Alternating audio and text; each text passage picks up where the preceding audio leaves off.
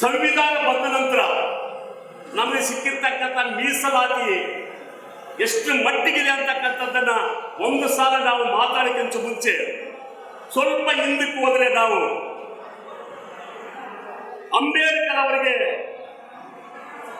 ಕಾಂಗ್ರೆಸ್ ಮಾಡಿರ್ತಕ್ಕಂಥ ಮೋಸಗಳೇನು, ಅಂಬೇಡ್ಕರ್ ಅವರಿಗೆ ಕಾಂಗ್ರೆಸ್ ಯಾವ ರೀತಿ ಅನ್ಯಾಯ ಮಾಡಿರತಕ್ಕಂಥದ್ದು ಕೂಡ ನಾವು ಚರ್ಚೆ ಮಾಡತಕ್ಕಂಥ ಅವಶ್ಯಕತೆ ಇದೆ ಅಂತ ಅನ್ಕೊಂಡಿದ್ದೀನಿ. ಯಾಕಂತ ಹೇಳಿದ್ರೆ ಇವತ್ತು ನಾವು ಗಾಂಧಿ ವರ್ಸಸ್ ಅಂಬೇಡ್ಕರ್ ಅಂತೇಳಿ ಹೆಚ್ಚಿಗೆ ಮಾತಾಡ್ತೀವಿ, ಗಾಂಧಿ ವರ್ಸಸ್ ಅಂಬೇಡ್ಕರ್ ಅಂತೇಳಿ ಹೆಚ್ಚಿಗೆ ಮಾತಾಡ್ತೀವಿ. ಬಟ್ ಗಾಂಧಿ ವರ್ಸಸ್ ನೆಹರು ಅಂತೇಳಿ ಎಲ್ಲೂ ಕೂಡ ಮಾತಾಡ್ತಾ ಇಲ್ಲ. ಗಾಂಧಿ ವರ್ಸಸ್ ಅಂಬೇಡ್ಕರ್ ವರ್ಸಸ್ ಕಾಂಗ್ರೆಸ್ ಅಂತೇಳಿ ಎಲ್ಲೂ ಮಾತಾಡ್ತಾ ಇಲ್ಲ. ಬಟ್ ಸತ್ಯಗಳು ಇವತ್ತು ಎಷ್ಟು ನಮಗೆ ಬಚ್ಚಿಟ್ಟಿದ್ದಾರೆ ಅನ್ನೋದಕ್ಕೆ ಇವತ್ತು ಬಹಳಷ್ಟು ಸತ್ಯಗಳು ನಾವು ಇವತ್ತು ಮಾತಾಡಲೇಬೇಕಾಗಿದೆ. ಎಲ್ಲಿ ನಮಗೆ ಅನ್ಯಾಯ ಆಗಿದೆ, ಯಾವ ಸಂದರ್ಭದಲ್ಲಿ ನಮಗೆ ಅನ್ಯಾಯ ಆಗಿದೆ ಅಂತಕ್ಕಂಥದ್ದನ್ನ ಇವತ್ತು ಕೂಲಂಕುಷವಾಗಿ ಚರ್ಚೆ ಮಾಡಿ ಮುಂದಿನ ಮಾದಿಗರ ಮುನ್ನಡೆ ಕಾರ್ಯಕ್ರಮಕ್ಕೆ ನಾವು ನಾಂದಿ ಆಡಬೇಕು ಅಂತಕ್ಕಂಥದ್ದನ್ನ ಮನವಿ ಮಾಡಿಕೊಳ್ತೀವಿ. ಯಾಕಂತೇಳಿ ಅಂಬೇಡ್ಕರ್ ಅವರು ಪ್ರಥಮ ದುಂಡು ಮೇಜಿನ ಪರಿಷತ್ತು ಮತ್ತು ಎರಡನೇ ದುಂಡು ಮೇಜಿನ ಪರಿಷತ್ತಿನಲ್ಲಿ ಅವರು ಮಂಡಿಸಿರ್ತಕ್ಕಂಥ ಸಪರೇಟ್ ಎಲೆಕ್ಟ್ರಲ್ ಸಿಸ್ಟಮ್, ಪ್ರತ್ಯೇಕ ಮತದಾನ ಪದ್ಧತಿಯನ್ನ ಅವರು ಮಂಡನೆ ಮಾಡಿದರು.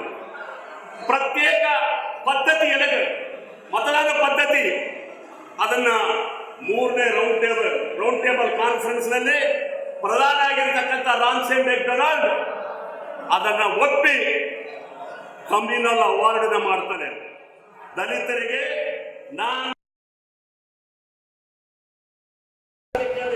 ಕಮ್ಯುನಲ್ ಅವಾರ್ಡ್ ರಾಮ್ಸೆ ಮೆಕ್ಡೊನಾಲ್ಡ್ ಮಾಡ್ತಾರೆ. ಆ ಕಮ್ಯುನಲ್ ಅವಾರ್ಡ್ ವಿರುದ್ಧ ಮಹಾತ್ಮ ಗಾಂಧಿ ಯರವಾಡ ಜೈಲಿನಲ್ಲಿ ಸತ್ಯಾಗ್ರಹ ಕೊಡ್ತಾರೆ. ಇವರಿಗೆ ಪ್ರತ್ಯೇಕ ಮತದಾನ ಪದ್ಧತಿ ಆದ್ರೆ ಅಂಬೇಡ್ಕರ್ ಅವರ ಬಹಳ ಒಂದು 100 ವರ್ಷದ ಯೋಚನೆ ಇತ್ತು. ನಮ್ಮ ಜಾತಿಯವರನ್ನ ಮೇಲ್ಜಾತಿಗಳು ಯಾವುದೇ ಕಾರಣಕ್ಕೆ ನಮ್ಮನ್ನ ಗೆಲ್ಲಿಸಲ್ಲ, ಹಾಗಾಗಿ ನಾವು ಪ್ರತ್ಯೇಕ ಮತದಾನ ಪದ್ಧತಿಯನ್ನ ಬೇಕೇ ಬೇಕಂತಕ್ಕಂಥ ನಿಟ್ಟಿನಲ್ಲಿ ಅಂಬೇಡ್ಕರ್ ಅವರು ಪ್ರತಿಪಾದಿಸಿದ್ರು. ಆ ನಿಟ್ಟಿನಲ್ಲಿ ಬ್ರಿಟಿಷ್ ಸರ್ಕಾರ ನಮಗೆ ಕಮ್ಯುನಲ್ ಅವಾರ್ಡ್ ಮೂಲಕ ನಮಗೆ ಕೊಟ್ಟಿರ್ತಕ್ಕಂಥ ಇದಕ್ಕೆ ವಿರುದ್ಧವಾಗಿ ಗಾಂಧಿ ಯರವಾಡ ಜೈಲಿನಲ್ಲಿ 1932ರಲ್ಲಿ ಅಮರನಾಥ ಉಪಸತ್ಯ ಕುರಿತ ಇಡೀ ದೇಶದ ತುಂಬೆಲ್ಲ ಅಂಬೇಡ್ಕರ್ ಅವರ ಮೇಲೆ ಒತ್ತಡ ಆಗುತ್ತೆ. ಅಂಬೇಡ್ಕರ್, ನಿನ್ನ ಜನಾಂಗವನ್ನ ಇಡೀ ದೇಶದಲ್ಲಿ ಸಾಯಿಸ್ತೀವಿ, ರಕ್ತಪಾತವನ್ನು ಸೃಷ್ಟಿ ಮಾಡ್ತೀವಿ. ಗಾಂಧಿಗೆ ಏನಾದರೂ ಆದ್ರೆ ನೀನು ಪ್ರತ್ಯೇಕ ಮತದಾನ ಬಿಲ್ಲನ್ನು ಬಿಟ್ಟು ಜಂಟಿ ಮತದಾನ ಪದ್ಧತಿ ಬಿಲ್ಲಿಗೆ ನೀವು ಒಪ್ಪಲೇಬೇಕು. ಗಾಂಧಿ ಅವರು ಏನು ಶಿಫಾರಸುಗಳು ಮಾಡ್ತಾರೋ ಆ ಶಿಫಾರಸುಗಳಿಗೆ ನೀನು ಒಪ್ಪಬೇಕಂತಕ್ಕಂಥ ಒತ್ತಡವನ್ನು ಮಾಡ್ತಾರೆ. ಒತ್ತಡವನ್ನು ಮಾಡಿದಾಗ ಅಂಬೇಡ್ಕರ್ ಅವರಿಗೆ ಬಹಳಷ್ಟು ಇಡೀ ದೇಶದಲ್ಲಿ ಸಂಕಟವನ್ನು ಪ್ರಾರಂಭ ಆಗುತ್ತೆ. ಅಂಬೇಡ್ಕರ್ ಅವರಿಗೆ ರಕ್ತದಿಂದ ಪತ್ರಗಳನ್ನು ಬರೀತಾರೆ. ನೀನು ಈ ಒಂದು ಪೂನಾ ಒಪ್ಪಂದಕ್ಕೆ, ಜಂಟಿ ಮತದಾನ ಪದ್ಧತಿಗೆ ನೀನು ಒಪ್ಪಲಿಲ್ಲ ಅಂತಂದ್ರೆ ನಿನ್ನ ಜನರನ್ನ ದಹನ ಮಾಡ್ತೀವಿ, ನಿನ್ನ ಜನರನ್ನ ಸಾಯಿಸ್ತೀವಿ ಅಂತಕ್ಕಂಥ ಒಂದು ದೊಡ್ಡ ನೆಟ್ಟಿನಲ್ಲಿ ಅವರಿಗೆ ಆಗಿರ್ತಕ್ಕಂಥ ಒತ್ತಡ ಮೇಲೆ ಅಂಬೇಡ್ಕರ್ ಅವರು ತನ್ನ ತನವನ್ನು ಬಿಟ್ಟು ಇಡೀ ದೇಶದಲ್ಲಿ ಹಾಗೆ ಜಾಗೃತ ಆಗ್ತಕ್ಕಂಥ ಸಮಾಜ, ದಲಿತ ವರ್ಗದಲ್ಲಿ ಅಂಬೇಡ್ಕರ್ ಅವರೇ ಮುಂಚೂಣಿ ನಾಯಕರು. ಯಾರು ಕೂಡ ದಲಿತರಿಗೆ ಇನ್ನೂ ಹೋರಾಟ ಮಾಡಬೇಕು, ಹಕ್ಕುಗಳನ್ನು ಪಡಿಬೇಕು, ನಮ್ಮ ರೈಟ್ಸ್ ನಾವು ತಗೊಳ್ಬೇಕಂತಕ್ಕಂಥ ನಿಟ್ಟಿನಲ್ಲಿ ಎಲ್ಲಿ ಕೂಡ ಪಾಪ ನಮ್ಮ ಜನರಿಗೆ ಅವತ್ತು ಧೈರ್ಯ ಇದ್ದಿಲ್ಲ. ಅಂಬೇಡ್ಕರ್ ಅವರು ಇದನ್ನ ಮನಗಡಿಕೊಂಡು ನಾನು ಈ ಒಂದು ಒಪ್ಪಂದಕ್ಕೆ ನನ್ನ ಇಡೀ ಜನರ ಭವಿಷ್ಯತ್ತುಗಳನ್ನ ನಂಬಿಕೊಂಡಿದ್ದೀನಿ. ಪ್ರತ್ಯೇಕ ಮತದಾನ ಪದ್ಧತಿಯಿಂದ ನನ್ನ ಜನರು ಈ ದೇಶದ ರಾಜರಾಗ್ತಾ ಇದ್ರು. ಪ್ರತ್ಯೇಕ ಮತದಾನ ಪದ್ಧತಿ ಅಂದ್ರೆ ಒಂದು ಓಟನ್ನ ನಮ್ಮ ಜಾತಿಯ ಜನರಿಗೆ ನಾವು ಹಾಕೊಳ್ಬೇಕು, ಮತ್ತೊಂದು ಓಟನ್ನ ಮೇಲ್ಜಾತಿಯ ಜನರಿಗೆ ಒಂದು ಓಟ್ ಹಾಕಬೇಕು. ನಮ್ಮ ಜಾತಿಯ ಜನ ನಮ್ಮವರು ನಮ್ಮ ಅಭಿವೃದ್ಧಿಗಾಗಿ ಕೆಲಸ ಮಾಡಬೇಕು. ಇನ್ನೊಬ್ಬನು ಮೇಲ್ಜಾತಿಯ ಜನ ನಮ್ಮ ಪರವಾಗಿ ಕೆಲಸ ಮಾಡಬೇಕಂತಕ್ಕಂಥ ಆಲೋಚನೆ ಅಂಬೇಡ್ಕರ್ ಅವರಿಗೆ 100 ವರ್ಷಗಳ ಕೆಳಗಡೆ ಬಂದಿತ್ತು. ಇವತ್ತು ಅಂತ ಆಲೋಚನೆಯನ್ನ ಗಾಂಧಿ, ಇಂಡಿಯನ್ ನ್ಯಾಷನಲ್ ಕಾಂಗ್ರೆಸ್ನ ಮುಖಂಡ ಮಹಾತ್ಮ ಗಾಂಧಿ, MK ಗಾಂಧಿ ಅವರು ಇದನ್ನ ತಪ್ಪಿಸ್ತಾ ಇದ್ದಾರೆ. ಯರವಾರ ಜೈಲಿನಲ್ಲಿ 1932ರಲ್ಲಿ ಸತ್ಯಾಗ್ರಹ ಕುಂತು ಅಂಬೇಡ್ಕರ್ ಅವರ ಮೇಲೆ ಒತ್ತಡ ಹಾಕಿ ಒಪ್ಪಂದಕ್ಕೆ ಸಹಿ ಮಾಡಿಸ್ಕೊಳ್ತಾರೆ. ರಾಮ್ಸೆ ಮ್ಯಾಗ್ಡೇನಲ್ಲಿ ಕೊಟ್ಟಿರ್ತಕ್ಕಂಥ 71 ಸೀಟುಗಳು ಅದು ರಾಜರಾಗ್ತಕ್ಕಂಥ ಸೀಟುಗಳು. ಗಾಂಧಿ ಒಪ್ಪಂದದಲ್ಲಿ 148 ಸೀಟುಗಳು ಅದು ಗುಲಾಮರಾಗ್ತಕ್ಕಂಥ ಸೀಟುಗಳಾಗಿದ್ದು. ನಮಗೆ ಇವತ್ತಿನ ಪರಿಸ್ಥಿತಿ ಸಂವಿಧಾನ ಬಂದ ನಂತರ ಕೂಡ ಒಬ್ಬ MP, ಒಬ್ಬ ರಾಜಕಾರಣಿಗಳು ದೊಡ್ಡ ಮಟ್ಟದಲ್ಲಿ ಗಲಾಟೆಗಳಾಗಿದ್ರೆ ಕೂಡ ನಮ್ಮ ಜನರ ಕಾರಂಚೇಡು, ಬೇಲ್ಚಿ, ಪೀಪ್ರ, ಸಂಗನೆ ಎಲ್ಲ ಕಡೆ ನಮ್ಮ ಜನರನ್ನು ಸಾಯಿಸಿ ಕೂಡ ಒಬ್ಬರೇ ಕೂಡ ಹೊರಗಡೆ ಬಂದು ರಾಜೀನಾಮೆ ಕೊಡ್ತೀನಿ, ಅಲ್ಲಿ ಪಾರ್ಲಿಮೆಂಟ್ನಲ್ಲಿ ಚರ್ಚೆ ಮಾಡ್ತೀನಿ ಅಂತಕ್ಕಂಥ ಶಕ್ತಿಯನ್ನ ಕಳ್ಕೊಂಡಿರ್ತಕ್ಕಂಥದ್ದು ಗಾಂಧಿಯಿಂದ, ಕಾಂಗ್ರೆಸ್ನಿಂದ ಅಂತಕ್ಕಂಥದ್ದು ನಾವು ಇವತ್ತು ಮಾತಾಡಬೇಕಾಗಿದೆ ಬಂಧುಗಳೇ. ಈ ನಿಟ್ಟಿನಲ್ಲಿ ಇವತ್ತು ಇದೆಲ್ಲ ಕೂಡ ನಮಗೆ ಅರಿವಿತ್ತು ಅಂಬೇಡ್ಕರ್ ಅವರಿಗೆ. ಆಗ ಒಪ್ಪಂದಕ್ಕೆ ಸಹಿ ಆಗ್ತಾನೆ.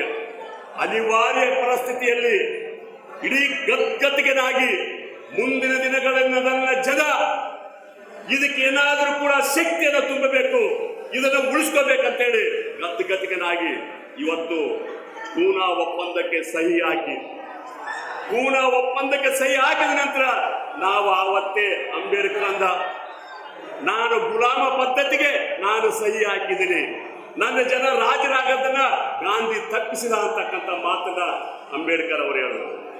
ಇವತ್ತು ಅದನ್ನು ನಿಜವಾಗ್ಲೂ ಆಗ್ತಾ ಇದೆ. ಯಾಕೆ ಅಂತ ಹೇಳಿದ್ರೆ ಇವತ್ತು ದೇಶದಲ್ಲಿ 1900 ನಮ್ಮ ಅಂಬೇಡ್ಕರ್ ಅವರು ಕಾನ್ಸ್ಟಿಟ್ಯೂಷನ್ ಅಲ್ಲಿ ಹೇಳಿದ್ದಾರೆ, ಯಾವ ಜಾತಿಯ ಜನಾಂಗ ಎಷ್ಟಿದೋ ಆ ಜಾತಿಗೆ ಅಷ್ಟು ಮೀಸಲಾತಿಯನ್ನ ಕೊಡಬೇಕು ಅಂತಕ್ಕಂಥದ್ದು.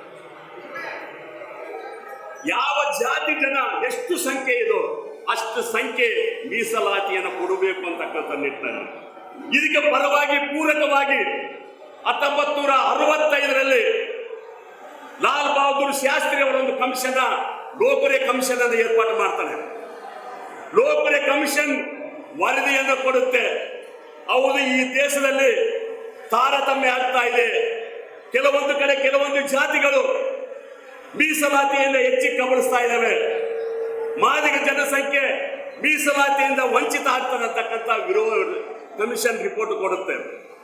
ಅದನ್ನ ಕಾಂಗ್ರೆಸ್ ಸರ್ಕಾರ 1955ರಲ್ಲಿ ಲಾಲ್ ಬಹದ್ದೂರ್ ಶಾಸ್ತ್ರಿ ಅವರ ನೇತೃತ್ವದಲ್ಲಾಗಿರ್ತಕ್ಕಂಥ ಕಮಿಷನ್ ಇಂದಿಗೂ ಕೂಡ ಧೂಳು ಹಿಡಿದು ಹೋಗಿದೆ. ಇಂದಿಗೂ ಕೂಡ ಧೂಳು ಹಿಡಿದು ಹೋಗಿರ್ತಕ್ಕಂಥದ್ದು.